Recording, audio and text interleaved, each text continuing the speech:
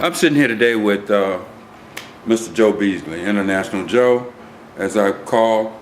Mr. Beasley, talk to me about the government shutdown tonight. What's going to happen?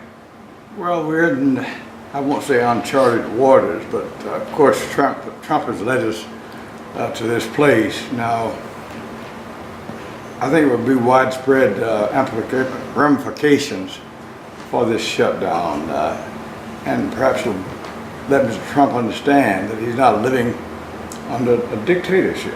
He can't just say and expect something and expect the government, the Congress to go along with him.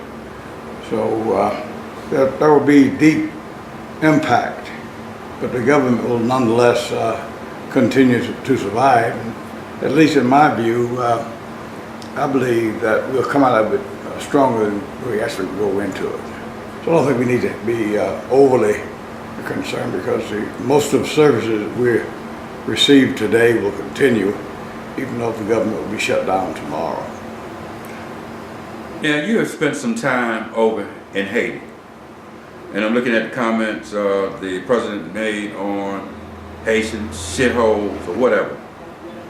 What are your thoughts on the people of Haiti and how that relates to Savannah? Well, you know, not to go into the long spiel about Haiti as the first black republic in the world, but for the president to talk about Haiti and talk about African as shitholes, it's just it really is a slap in the face toward us. It's my belief, because number one, I think the paradox is that Haiti actually fought with the United States during the Revolutionary War. We've got monuments that's in place in Savannah when Haiti came to the rescue of the United States. And I would dare say that Mr. Trump is not even aware of that. If you look at Mercedes-Benz Stadium, now you know they had the championship game with Alabama and Georgia. How ridiculous is a $1,500 ticket and the players can't get a dime, and Vine City looked the way it looks, and they couldn't get anything out of the game in terms of community benefit agreement? And I just think that it's noxious, it makes you sick. And no one in the Vine City area could afford to be in that stadium. All inconvenience it's caused the community. I think it's really a damnable thing, and obviously there was millions of dollars made. And again, only thing we could do, our young people that's really rooting for the dogs or whatever, was maybe have a tailgate party. I don't think probably we have a space to do that. And then at one point, the ticket was going for almost $3,000 a ticket. And of course, most of the players on both teams were African Americans, but most of them will not make the NFL, even though they're tremendous players. Most of them will not make the NFL. So I believe the notion that, Justice Jackson used to say, we stop picking cotton and start picking footballs and baseballs and soccer balls, etc. So I think we're in some very, very interesting times. You know, we miss you, Bradley. You know, since you've been gone, we've got a new mayor, which I think is good for the city of Atlanta. It was good to see Keisha. I say we are now governed by Keisha and Felicia. And two women, two black women. Two black women, and two capable black women, I might add. And I was very proud. I was at the inauguration for the mayor and for the council, and I thought that both of them made. Felicia came first, so she gave a great speech, and then Keisha came, and then I believe that we truly will have a new direction for Atlanta. What do you see in terms of social justice in this new administration in terms of the homeless, in terms of jobs, in terms of crime, in terms of police?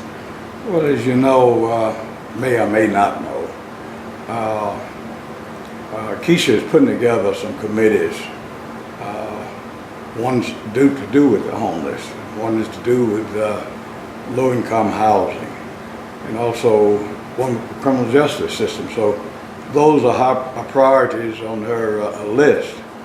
And while I was not able to go to the first meeting, I do plan on going to following meetings as we, take our place in trying to deal with, like, the homeless situation.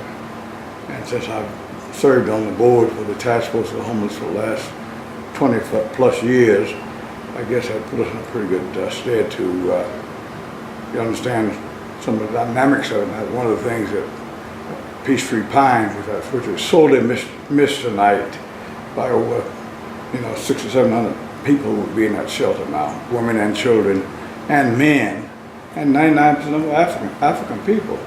And they're somewhere. We know they're not all properly housed. I know there's been some so-called warming spots open up, but it's not adequate. But it's only on cold days. Absolutely, yes. Well, I forgot to say, look, you've been sick, you've failed, you've hurt yourself. How are you recuperating? Yeah, I'm doing fine. I made a bad decision. I'm just turned 81 years old, and I had an issue with one of my televisions in one of my rooms, and I was on the phone with DirecTV. They were talking me through how to unplug the cable from the box and leave it unplugged for 15 seconds. Well, 15 seconds I was on the floor, and it could have been much more serious, but I've got a fracture in my lower back vertebrae, but it's not incapacitated me. I'm able to get about with a brace, and I've been able to drive to different occasions and to the doctor and so forth. And so I'm not going to let the 6 weeks, but I'm growing older and wiser. I guess a year ago I broke my ankle. That's right. Going down the stairs here. So I'm going to be endeavor to be a lot more careful in the years to come. Now, you were telling me about your trip to Brazil. Tell me a little bit more about that. Well, Clyde, we had a very productive trip to Brazil this year. And as you may know, I think you know Dr. Richard Freeman, who is the president of our foundation. 6 months ago, moved to Brazil, moved to Salvador, and got a nice little apartment, swimming pool and all of that, because we're determined to fight for equality for Africans living in Brazil. And as we speak, about 56% of Brazil is acknowledged to be African Americans. They were the last to be emancipated in 1888, while we were emancipated like in 1863. Now, I believe the consciousness of black people in Brazil is running about 25 years behind. So by they reach, our level, I think we'll have them up to speed what we're doing here in the United States. And of course, in many ways, we still have a long way to go here in the United States. And I might add, my first stop in Brazil was in Sao Paulo, which is, Sao Paulo is a huge city, there's 20 million people, almost twice the size of New York City. But once a year, November the 20th, is Black Pride Day. And African descendants all over Brazil are engaged in things around pride and Black Pride in Brazil. And one of the things that always happens in Sao Paulo is a major, called a gala, a black gala. And so I was there to attend that very prestigious occasion. Weren't you an awardee along with Bernice King a few years back? Well, Bernice King was the awardee. Okay. I was on stage with her because she didn't feel comfortable with speaking Portuguese, but she did a great job down there. They won't want to back down there. Now, of course, I took Mrs. Naomi King with me also a few years ago. So that event in Sao Paulo is quite an extravaganza, and you know, I would hope that, you know, if you're ever in Sao Paulo on November the 20th, you plan to attend. Then the early next morning, the 21st, this was my third year going to Coca-Cola in Rio. And Coca-Cola has been sponsoring seminars around race relations in Brazil.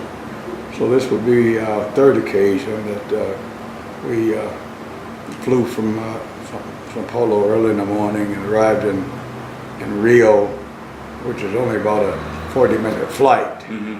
And so we spent the whole day at Coca-Cola, where we really looked at what they're doing in a So you have seen a change with Coca-Cola? Well, let me say this, that I'm pleased that there's progress that's being made. We have a young man that's based here in Atlanta, and who is over global human rights. Mm-hmm. And I'm very pleased in working with him, and what we are hoping to do, because we have large population of African descendants in Sao Paulo, also in Rio, and also in Salvador, which was our last stop.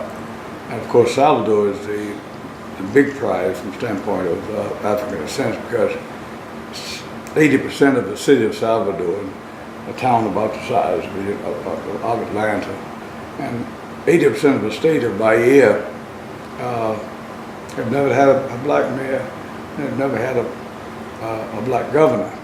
At the same time, you understood me to say that voting in Brazil is mandatory, but they've somehow created this notion amongst black people in Brazil that we're not ready to govern ourselves. And this is in 2018? 2018, and so Coca-Cola, we're trying to do some things to help Coca-Cola in those three major areas.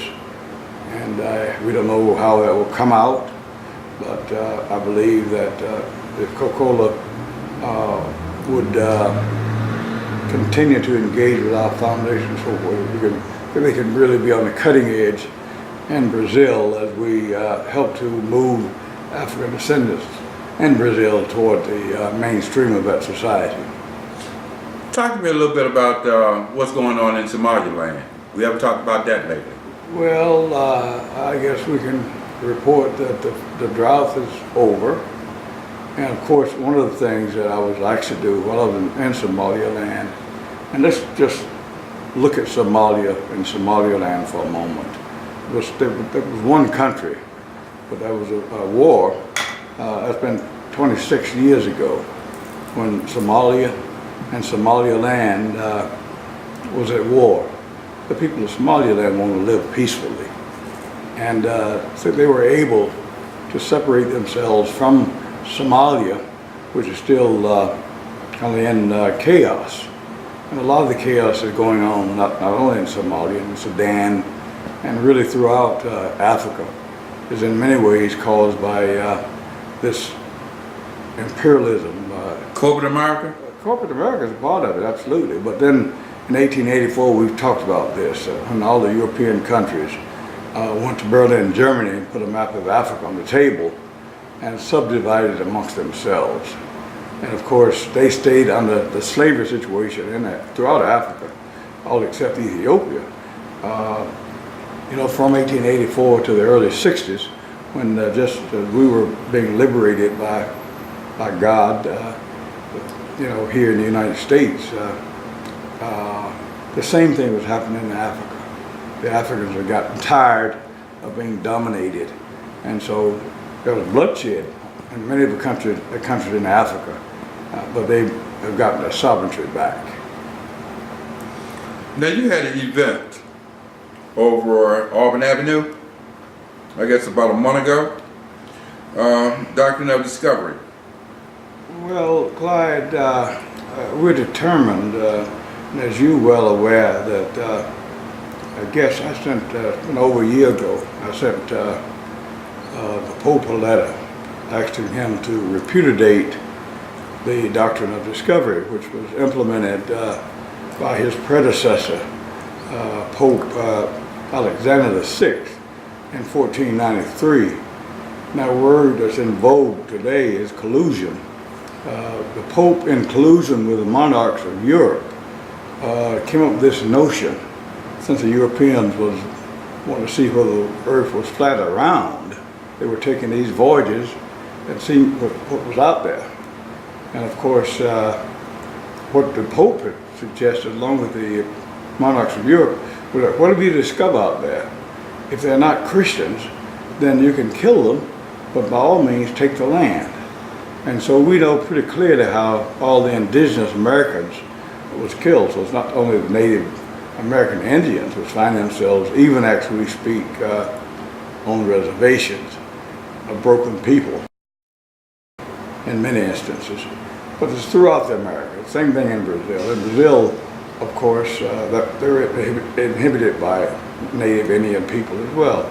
But less than 2% of those people have survived the onslaught of the savages, and I think I'm right in saying this, from Europe. And so we concocted up some idiocy about the pilgrims coming to the U.S. Seeking religious freedom. We know that's the biggest thing from the truth is possible. But so much of it's myth, and somehow that we're still allowing our children To be brainwashed. to be taught that the Columbus discovered in 1492, and that we came, and it's been so mollified now. It's like almost slavery was an easy thing. So, but we must tell the truth, and we did show at the Auburn Avenue Library the film "The Doctrine of Discovery," and I understand there was a good crowd there. But we're going to continue to show that because it's actual history, and so we get out from under some of these myths that we're living under and deal with what is real. Sorry about that, folks. That's all right. That's all right. If you go back and look at race relations then, where are we today in race relations and diversity? Well, let me just suggest, if you're in perpetual servitude, which would suggest that you, all of your children, all of your offspring will be slaves, from now on. And so when slavery was ended, the slave trade ended in 1807, around thereabouts. They had sufficient inventory already in place. Just keep them slaves. But what has happened, and as we have progressed, there's no question that we're better off now than we were as bonded slaves. But we still, the stench of it and the ramifications of it is still with us, because, if we went today to the Fulton County Jail, we would find in that facility over 90% of the inmates are African American young men. And of course, if you go to DeKalb County, you've got the same situation. Go to Clayton County, same situation. And I even dare say in Cobb and Gwinnett and these surrounding counties, we have a despicable situation, and it's directly tied to the consequences that started way back in slavery, and way back when people like the Pope and Alexander made those decisions. That's impacted upon Pope Francis. And of course, we're very clear that if Pope Francis would repudiate the Doctrine of Discovery, he'd probably be a dead man. And as you undoubtedly know, that the Catholic Church is the largest landowner in the world, one of the richest institutions in the world. They have more money than the Federal Reserve Bank. And so at some point, we're going to have to deal with the Vatican, all the lies of come out of the Vatican, get some of this straight. Now, I know at one point in time, and I don't know if you still are you still working with that reparation group? Oh, absolutely. And where are they today? Ron Daniels, who, Dr. Ron Daniels out of New York City, who had a syndicated radio program, but I met Ron, I guess, when Reverend Jackson was running for president in '84. Mm-hmm. '88, Ron came here and ran the Southern campaign. And Ron further himself offered himself for president, I think in 1992. But he headed up the Center for Constitutional Rights out of New York City, and I served on that board. But now Ron is organizing throughout the Caribbean reparations. And as we would caution our people that when you want to take one of these so-called all-inclusive vacations to places like Jamaica, mm-hmm. or like Virgin Islands, even Bermuda, it's another form of slavery. These all-inclusive, there's two of them, and one is owned by a young man from India, the nation of India. The other is owned by the European. So we take these, what we think is a free vacation, but we're not helping our people because most of the islands are black. Most of these Caribbean islands are black. But the leadership now have galvanized itself under the leadership of the prime ministers of these islands. And Ron Daniels is working very close because the law of reparations is real. And when we look at like our country, the shambles is in tonight with the shutdown, and we got a president that says he got no more money than know what to do with. Now, I guess the only thing he won't show is income tax papers, but he's very much in love with money. And of course, back here to Atlanta, we got the largest inequity amongst the haves and the have-nots here in Atlanta than any other major city in the United States. So this whole capitalistic idea of global capitalism, the foundation of capitalism, global capitalism, is really the enslavement, the buying and selling of African people. And at such time we actually is able to teach this to our children. And then I believe the notion that to fix that which you've torn up, we've been damaged as a people. We've been used and abused. We worked, 246 years in this country as slaves. Free labor. Free labor, and then of course they took the labor from the native people. And so I just think that we have so much to do, and even though, with the injured back, I'll be pressing on as we go into this new year. Well, Mr. Beasley, help me out with this. Now, Congress just did a tax cut for the wealthy corporate America, and now they can't come up with a budget? Well, that shows what a failed system that we're living in, and I just think the whole notion of the global capitalism at some point is going to fail. But when, we live now in the age of information, and even somebody like President Trump, who is big in the media, of course, that's his background. But then on the one hand, he says he's going to provide tax break for the poor and for the middle income when he was running for office. And of course now we see the results of his decisions. And he put people like himself throughout the cabinet. I mean, multi-billionaires. And so I just don't know, this might be the straw that's broken the camel's back. Now, one of the things I think about Mr. Trump, which is very fascinating to me, is that he is breaking up some of the cabals in Europe that have put the European countries, along with the United States and maybe Australia, in the catbird seat. We've got these organizations like NATO, which they come together in a pact, a treaty that suggests that if we are attacked by a foreign power anywhere in the world, we'll take it up. And so these European countries, because they've got the firepower, they've been able to hold the world hostage. And Mr. Trump don't know all about NATO and the history of NATO. He don't know very much about the United Nations. And so he's saying that he's just soon to get out of the whole thing because he says that the rest of the world will have to pay their way. The United States is not going to continue to pay for the United Nations, which is another failed treaty in my mind. So on the one hand, Mr. Trump, he was instrumental, and with Britain now getting out of the out of the European Union, there's some deep ramifications there as well.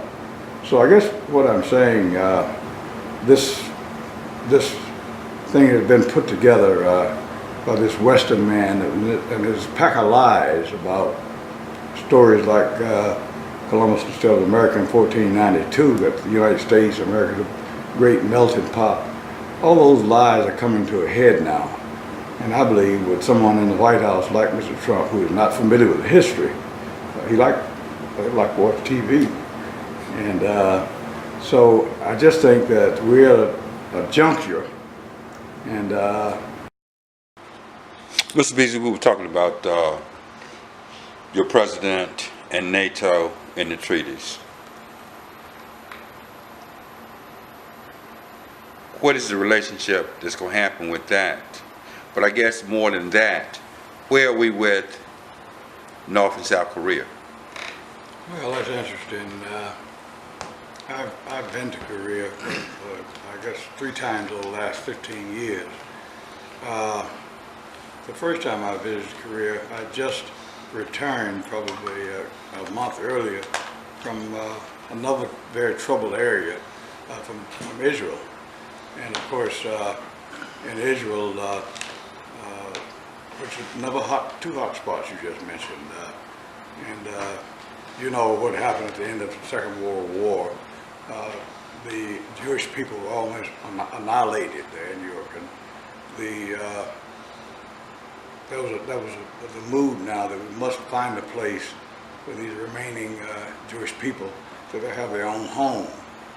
And so they decided that they would give Palestine, which is adjoining to Jerusalem, that land. And of course, for them to give these people imported from other parts of Europe, from Germany, Poland, all of these places, to give them a so-called home, they had to take other people's homes. And so the native Palestinians and their offsprings are now living in camps. And so it's a very hot spot. And one of the things that's not talked about by a lot of the churches is that we have less than 2,000 Christians remaining in all of Jerusalem. And of course, with Mr. Trump just naming Jerusalem the headquarters for Israel.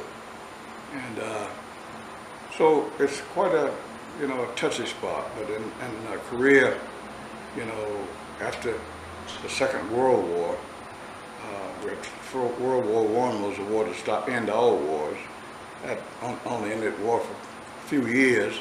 Then the Second World War, which they thought, well, indeed, this will end all wars. But our economy and the Western economy is built on wars. And we need to understand that it's necessary for us to have these hot spots and these wars so we can make, another generation of nuclear bombs is what Mr. Trump is trying to do now. But of course, the Korean War ended 60 years ago. And rather than pulling the troops out and bringing the troops home, North and South Korea was divided. So, they were just going to leave it there. North Korea was communist, and South Korea, of course, was propped up by the West. And the contradictions between North and South Korea are very stark. North Korea put a lot of their money into building up their military. And of course, the DMZ, was a demilitarized zone, demarks North Korea from South Korea. And it's only about probably 70 miles to Seoul. So there's no question that just using conventional weapons, North Korea could decimate the city of Seoul. And of course, 8th Army headquarters is located right downtown Seoul, Korea. And the young people in South Korea is getting tired of the Americans being over there in their country. They want them out of Seoul. So there's some interesting dynamics that's taking place, and I would hope that with the initiative taken by the president of North Korea and going to South Korea for peace talks, there's nothing but good could come out of that. And so I would hope, just as East and West Berlin was reunited, and we have one Berlin, I'm hoping that North and South Korea can indeed be reunited. And that would really, I think, get the goose for somebody like Mr. Trump, because he don't know what he's doing. He don't have none of the real dynamics and the history of what's going on in North Korea. Now, he's got some people around him that is knowledgeable, but too many of them have been out of touch. But Korea is an extremely hot spot, and I don't think that we will take North Korea on, because he's proven the fact by the last nuclear weapon that he launched with the delivery system that it went high enough in projection that it can hit anywhere in the United States. So it's not just that he's selling wolf tickets, if you will. Now, if he wants to stay alive, I would suggest to him that he need to hold on to his nuclear weapon, because even a country like Libya, who had Black Africa so much at heart, when the United States was able to convince Mr. Gaddafi that he could survive without nuclear weapons, he didn't survive long.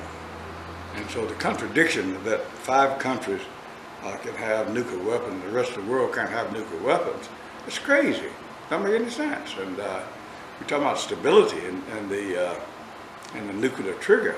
You're looking at Palestine and you're looking at India. But it's interesting you said something about Libya. You look at the infrastructure of Libya when Gaddafi was there, and you look at what's going on there. They're talking about slavery. They're selling slaves. Absolutely. Black Africans are being sold in Libya. But it's like, is the U.S. to blame? Well, put it this way, the U.S. is the most powerful country in the world, and it's played this role of the world's policeman, for many, many years. There isn't any question that, our government is the one that went in there and killed Mr. Gaddafi. Got Libya now in a devastated situation. And the people of Libya, quite frankly, we go back and look at it, were living very well. And we didn't have any really poor people in Libya. Housing was free. Healthcare was free. And it's kind of on and on. But because most of it is kept out of the Western media, we really don't know.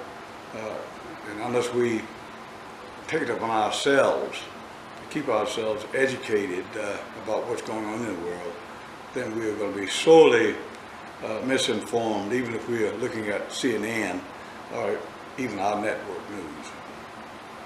Now I want to go over to Yemen.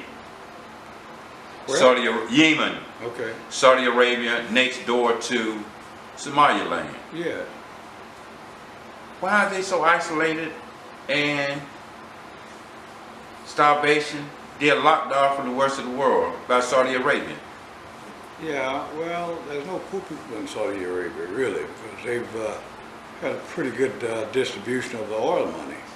Now, there's plenty of oil in Somalia, in Sudan, South Sudan, where we've been in there wreaking havoc and stealing everything we got our hands on. But I guess the country of Somaliland is really an anomaly, because for 25 years they've had stable governments.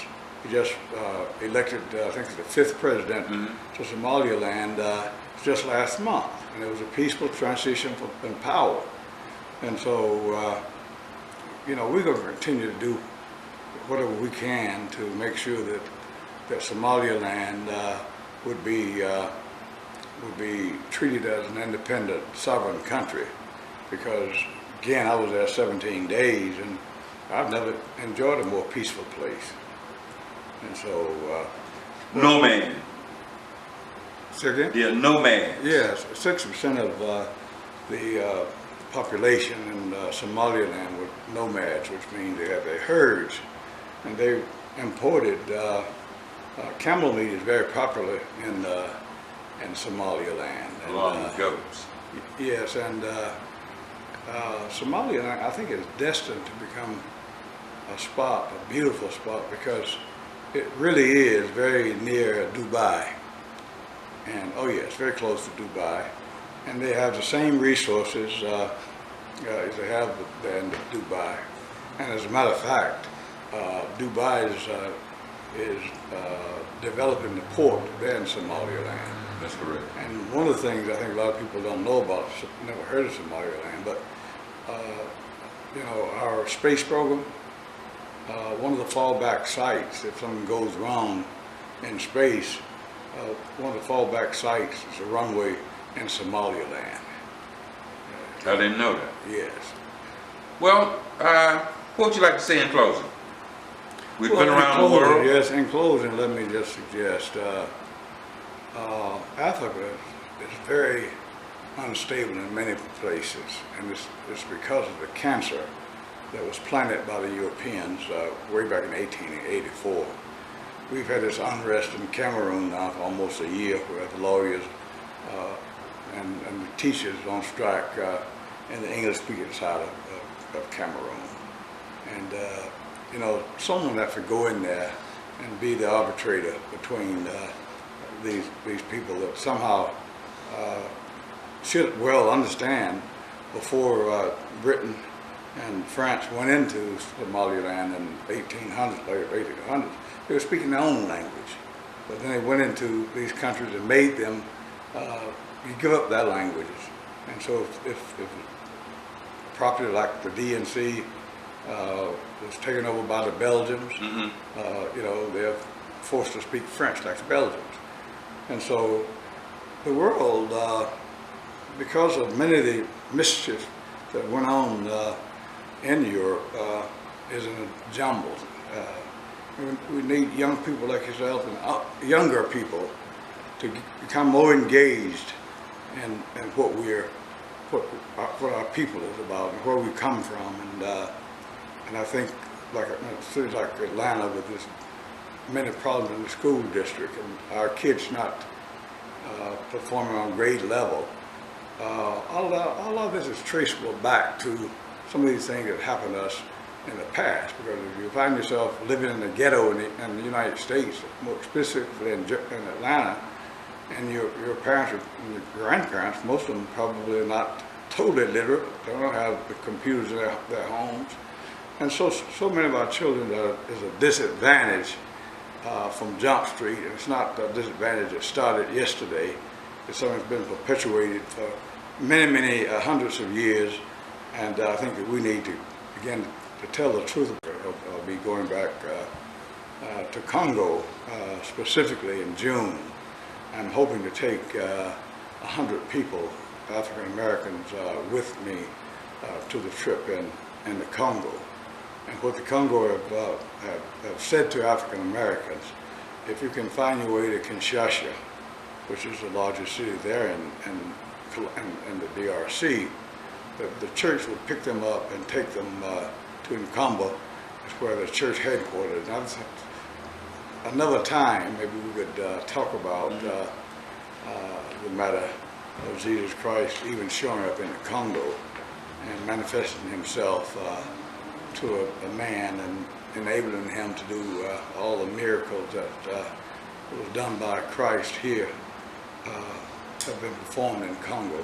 That's another one of these deep kept dark secrets that I think that we have to talk about. All right. Look, you had made mention on Africa. Tell the people what AFRICOM is. Well, AFRICOM is a command. It's like the Strategic Air Command is a command of the United States Air Force that deals with ballistic missiles and so forth. So we have a number of different. We've got Tactical Air Command, Strategic Air Command, on and on. But the AFRICOM is a command that the United States have put together, and they're wanting to really, they understand now that Africa is so-called in their strategic interest. And so when we found out just a few days when these 4 military people were killed, SEALs were killed in Mali, I think it was. Yeah, we found out we have a lot of U.S. troops that's housed in Africa. Now they've not been able to find a homeland for AFRICOM in the soil of Africa. I believe that AFRICOM is either in Germany or in Turkey. Mm-hmm. And so, but it's a very dangerous escalation for us to allow the Africa Command of the United States Air Force to be a part of Africa. And Africa vowed to be a nuclear-free zone. They're not going to bring in nuclear weapons. So I do believe that as we help develop Mother Africa, that it will be a place of tranquility and peace, even though there's these scrimmages that's going on now, like in Congo. But they all are predicated and instigated out of Paris and out of London and out of Belgium, and much of it out of Washington, D.C. Well, I want to thank you, and we'll have another one next month, this time. Thank you, Mr. Beasley. We look forward to that, and I know that you're working with Janice Mathis, who we miss Janice a great deal, and of course Tina. I talked to Tina today. Okay. But Janice moved on, and I believe what she's not doing now, National Council of Negro Women, that she's really walking in the footsteps of Mary Cloud Bethune and Dorothy Height. That's so true. We wish Janice well as she began to transform black women, not only in the United States, but I dare say around the world. And on that note, thank you, Mr. Beasley. Thank you. Mr. Freeman. Yes, sir. You just got back from Brazil. Yes. And you're with the Beasley Foundation. Yes. Can you tell me a little bit about what's going on with the Beasley Foundation in Brazil? Well, there are 3 things we were most interested in, and Dr. Beasley and I decided we'd try to get below the surface. Each of us over the past 20 years have been spending a lot of time in Brazil, but it's a 3-4 day trip, or a week, or at best 10 days, and you just get things warmed up enough to get things started when you have to leave, you know, and then there's a big drop off. So we just really want to get there and try to figure out what was causing, one, the income inequalities, the lack of equality in terms of educational attainment along the racial lines, and why, when 54% of the Brazilian population self-identifies as being African descendant, why people of color in Brazil have so little political power. And the 6 months was a very eye-opening, educational and informative experience for me. The obvious thing, we decided we'd start in Bahia, Salvador. And some 80% of the people self-identify in Salvador as being of African descendancy. And yet they've never one time elected a black mayor of the capital city, Salvador, or a governor of the state, Bahia. And they must vote, you know, and so that was a real bit of curiosity for me. And I've learned a couple of things that help me better understand what's going on there. I'm going to say one other thing, then I'll pause so you can ask whatever questions you want. But when I ask questions about why black Brazilians had to vote and yet had not ever voted for a black to attain the highest offices, the surprising question to me, response to me, was, well, if they didn't make us vote, we wouldn't vote at all. And trying to dig Deeper? deeper into that, found out that, you know, not found out, but better understood, number one, that their history of military dictatorship and the significant role played by the Catholic Church are two predominantly influential institutions that don't encourage people to ask questions or to protest. You protest against a military dictatorship, you're in jail or you're dead. And of course the Pope is infallible, so you ain't got no business questioning the Catholic Church. And those two large influences have helped people to be very, I'm not going to say docile, but accepting of whatever comes from the top. Now, everybody recognizes that, or believes at least, that politicians are crooked. And they themselves have a tendency to be kind of loose with taking advantage of one another, you know. So those things I found very interesting and surprising to some extent, you know. Is it that you said dictatorship? Mm-hmm. They still have that servitude ideology?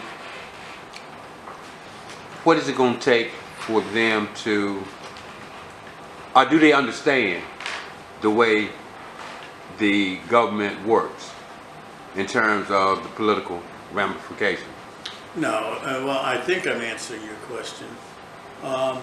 But they just don't seem, in my view, to connect the dots between white people having all the political power and white people having all the money.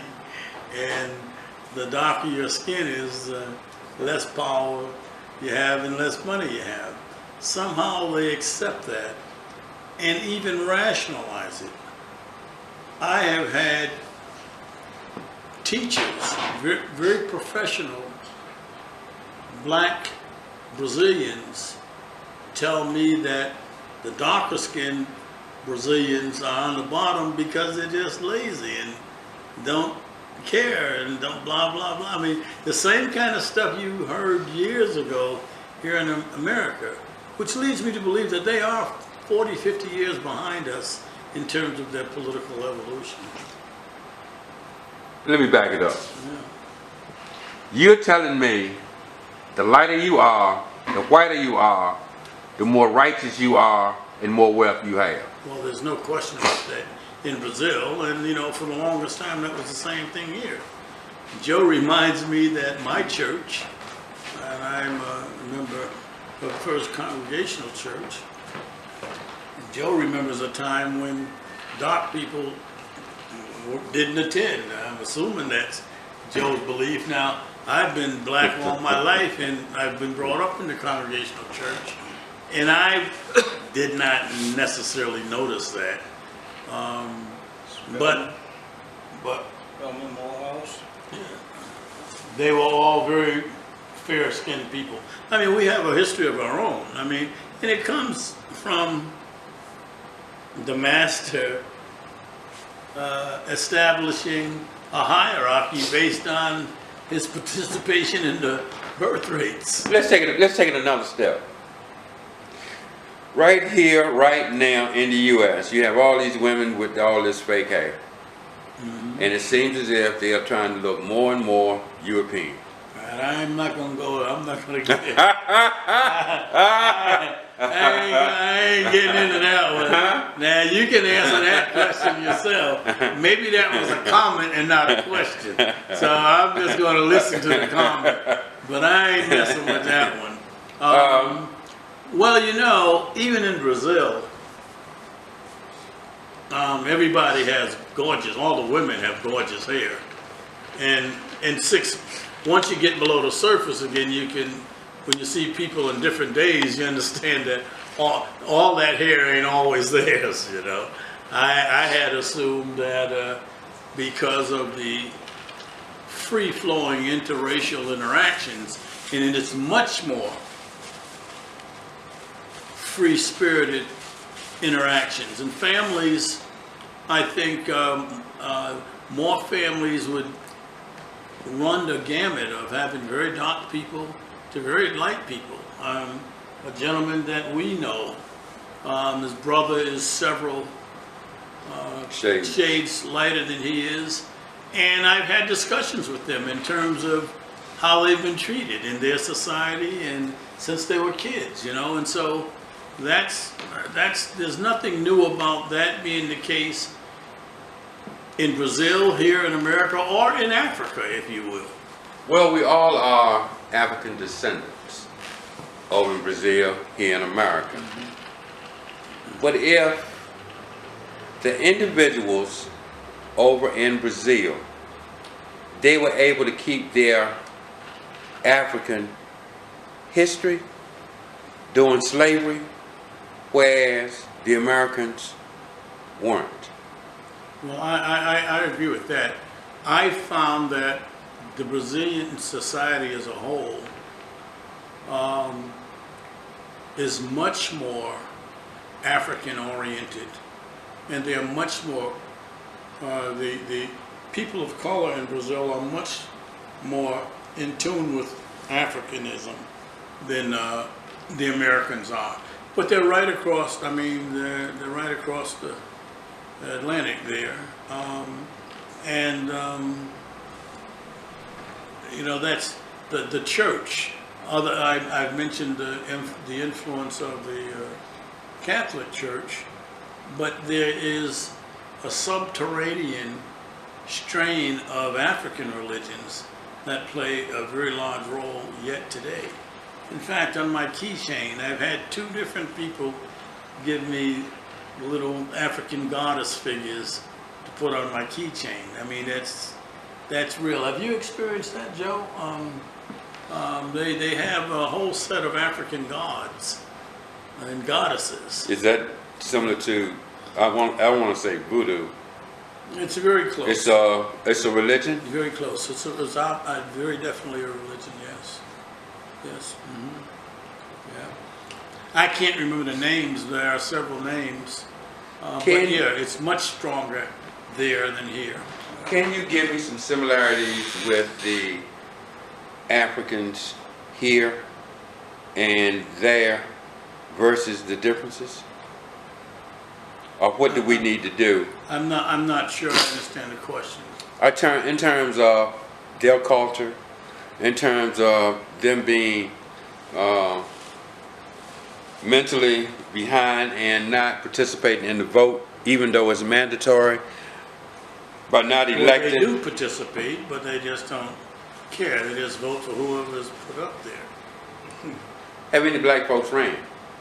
Well, we know one city councilman in Salvador. I don't know if there are other city councilmen or not, but they're very few. Despite 80% African descendancy amongst the population. We know one gentleman who was a city councilman, educational attainment, despite the fact that higher education in Brazil is free.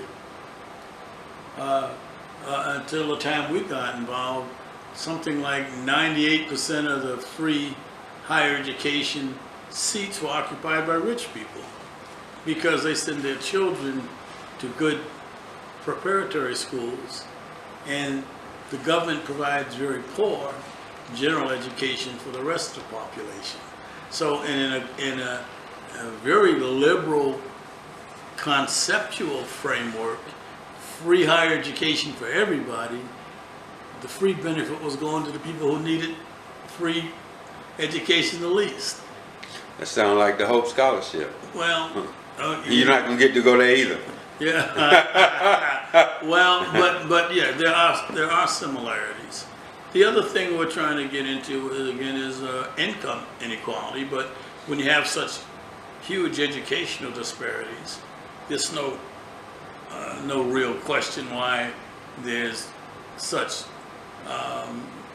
income disparities.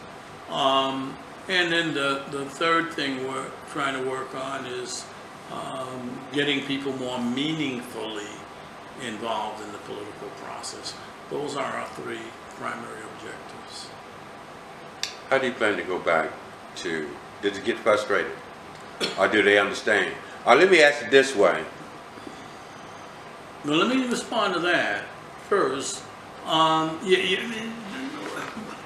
Yes and no about the frustration. It's more like being puzzled more than frustrated. But again, the deeper I dig into it, the more I understand and appreciate the influences that have made people be substantially different in their attitudes than, say, the American folk. Brazil did a great job of really making people believe they were equal. The laws in many regards are very, very liberal, more liberal than our own laws. Here, the notion of quotas drive white folks crazy. There they actually have quotas, and they have quotas because if they didn't have quotas, nothing would move. So there are many things that appear to be diametrically opposed in terms of their realities. What's the word I'm looking for? Where you have opposing Contrast? Yeah, contrast, but it'll come to me at some point. But it's just, they did a great job of making everybody feel like they were equal. People interact, again, the whitest to the blackest, at a much more frequent rate. At parties, at get-togethers, even in churches and stuff, they say the most segregated time in the U.S. is Sunday morning. But you don't see that kind of segregation. They never did have segregation. But there is discrimination based on the color of your skin. I guess my biggest thing right now is, how do you tell someone that they don't know, but don't know what to don't know? Well, is it making sense? Yeah, Joe Beasley and I went to the inauguration of the new mayor and the inauguration of the new president of the city council. And I took extensive film and pictures and sent them over there and said, by comparison, in Atlanta, we may have 30, 40, maybe we have less than 50%, I'm sure, of a black population here. And yet, for the last 45 years, we've elected 6 consecutive black people to head our city. And as a contrast, I just want you to see what is possible. If indeed you understand political process and get more meaningfully involved. And people are feeling that, I think the giant is slowly awakening is what keeps me from being totally frustrated, as you asked earlier. I'm not frustrated. It's an educational process, and I think we're getting more deeply and eminently involved in the awakening of the giants. Excuse me. That sermon, you know, in Brazil is just amazing. I mean, they're so brainwashed. So, Oh yeah, they are Brazilians first. There's no question about that. I mean, just, Now tell me a little bit about the nuns Well, there is in Maryland. Sure, there is a sect of nuns in a small town called Cachoeira. And at Joe's urgence, I did get up there. And at one point, they were being subject to excommunication, yes. as I understand it, because they wanted to do things their way. Now, I'm going to be honest with you. There was a little disappointment on my part when I visited them, not because all the things that Joe said, they have their own culture, a very black culture. They have their dress, their costumes. It's beautiful, it's wonderful. The thing that was disturbing to me, though, was that when I went inside the church, there was all these black people were surrounding a white priest. And all the figures that they looked up to on the wall were white, you know, and that, you know, I mean, it's not much different than our churches, I guess. But when they've got such a strong African centered culture, I just found it disturbing when they came out of the church. As Joe indicated, the Mother Mary is a more significant figure than the son Jesus, which was the case years ago. There was a big fight as to who was the more prominent figure in history, and white men in the Catholic Church essentially said it's going to be the man, you know, and so you have Jesus ascending to the top rather than Mary. But down there in that particular sect, Mary is still the central religious figure. And again, it was a little disturbing when they carried Mary out in a big thing. So all the sea of black people with a white person on top again, and then the priest was there, and all the black sisters were hugging and kissing and grabbing on the priest, which is okay. I guess he's a good guy, but I would rather have seen a good black brother up there leading that particular procession. But all that Joe says is true. They are independent to the extent that they were almost, as I understand it, excommunicated from the Catholic Church. But I guess that's been arrested to some extent. Right? What would you like to say in closing? In closing, Joe and I are very passionate about Brazil. Ironically, he and I are both passionate about Haiti. And it's just strange that the two of us would come from two different places, me up north and him down in the south here, and have the commitment to those two places. The other place that I hope, and we plan to go this year, if there are three places in the world that touch me, the other is Vietnam. And Joe and I are going to make a trip, supposedly this year, back to Vietnam. While I was running my international university, I spent a lot of time in Southeast Asia and in Vietnam in particular. In the spirit of those people who we tried to bomb and burn into submission was incredible. They literally just built towns out of tunnels under the ground, and all those bombs and napalm we were dropping was burning up the trees, but it wasn't burning them up. And they survived that stuff. And that's amazing to me. So Brazil is somewhere I want to be. I've been very intrigued by it. It is outside of Africa actually it's the second most populous, or the second country in the world outside of Nigeria that has the most African descendants in it. And they're 50 years behind us, in my estimation, in terms of their political development.